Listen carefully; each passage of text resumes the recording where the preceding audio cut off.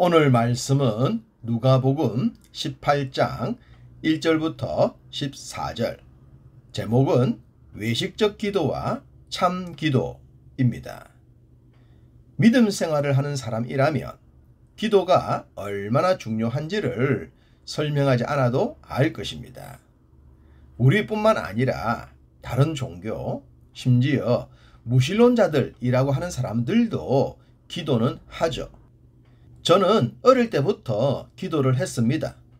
부친께서 천도교를 믿으셨는데 식사를 할 때 기도를 하라고 하셨어요. 먹을 것을 주신 신께 감사라는 겁니다. 이렇게 기도 습관이 되었기에 교회를 다니게 되었을 때 기도가 부담스럽지 않았습니다. 훈련이 되지 않으면 밥을 먹다가 아차 기도, 그런 경우가 있지 않습니까? 하나님을 믿지 않았던 아버지께서 감사의 식사 기도를 하라고 하셨으니 참 아이러니하기도 합니다. 오늘 본문엔 두 종류의 기도가 나옵니다. 그리고 주님은 두 개의 비유를 말씀하십니다. 두 기도는 대조적인데요. 참기도와 외식적 기도라고 하겠습니다. 첫 번째 비유는 기도를 가르치시기 위한 주님의 교훈입니다.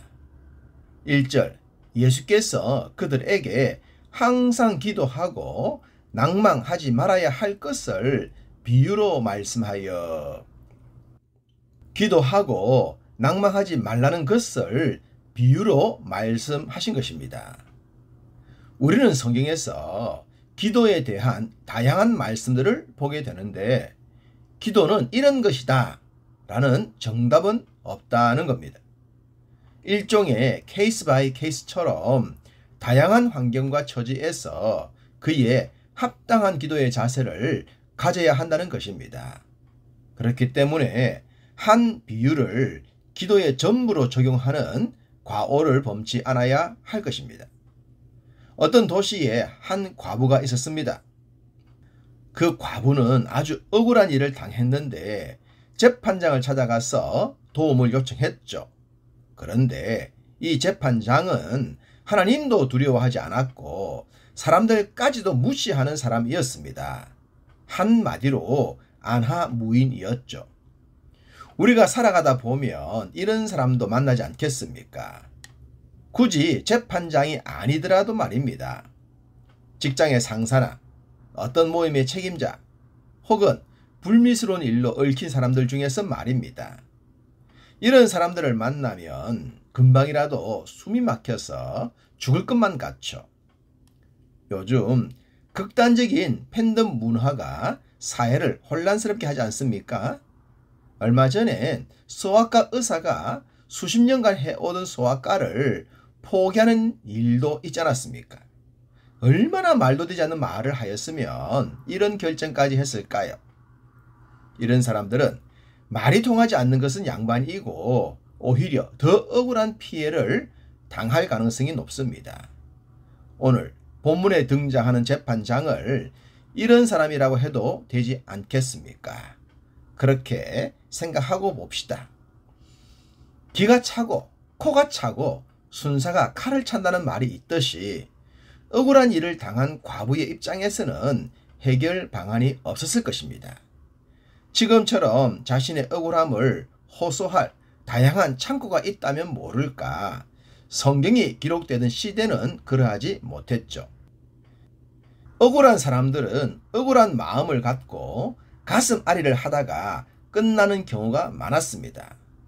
그런데 본문에 나오는 과부는 그러하지 않았습니다.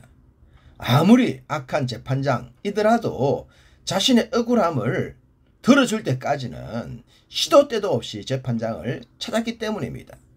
그러자 재판장도 지쳐버렸습니다. 자신도 남들에게 지지 않는 성격이지만 이 과부는 이길 수가 없었기 때문이죠. 그래서 이런 결정을 내립니다. 5절, 이 과부가 나를 번거롭게 하니 내가 그 원한을 풀어주리라. 그렇지 않으면 늘 와서 나를 괴롭게 하리라 하였느니라.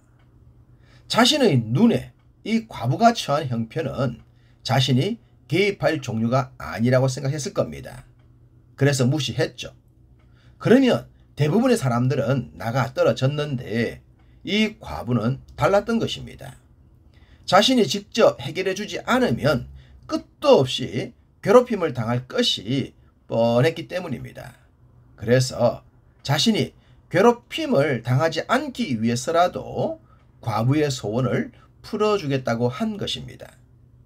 주님이 이 비유를 드신 것은 우리의 기도에도 과부와 같은 간절함, 끈질김, 이루어질 때까지의 부르짖음이 필요하다는 것을 말씀하여 주신 것입니다. 아직 이루어지지 않은 기도 제목이 있더라도 포기하지 말고 이루어질 때까지 기도하는 우리가 되었으면 합니다. 두 번째 비유는 어떤 사람들의 모습 때문에 말씀을 하신 것입니다. 9절, 또 자기를 의롭다 믿고 다른 사람을 멸시하는 자들에게 이 비유로 말씀하시되, 기도와는 무관해 보입니다만 주님은 자칭 의인이요 자기 외엔 타인들을 멸시했던 자들은 기도도 그렇게 한다고 하신 것입니다. 주님은 이 비유에서 바리새인과 세리를 등장시키셨습니다. 바리새인의 입장에서 자신이 세리와 나란히 등장했다는 것 자체가 불쾌했을 것입니다. 죄인이며 속된 자며 자신과는 비교될 수가 없는 세리였기 때문입니다. 이 둘이 기도를 하게 되었습니다. 주님은 자기를 의롭다고 믿고 다른 사람들을 멸시하는 자들 때문에 이 비유를 하시지 않았습니까? 그러했기 때문에 바리새인의 기도도 바로 이런 모습이었습니다. 그는 자신의 삶을 다른 사람, 특히 세리와 비교를 했습니다. 나는 저 세리와 같지 않음이 감사입니다 라고 말입니다. 철저한 형식과 외식에 사로잡혔습니다. 자신은 사람들 눈에 제법 괜찮아 보이는 것들, 즉 토색, 불이, 간음을 하지 않고 일주일에 2번씩 금식하고 소득의 11조까지 드리는 것을 참 믿음이라고 착각했습니다. 부자 청년처럼 자기 자신의 행위에 대만족을 했던 것입니다. 반면 세리는 달랐죠.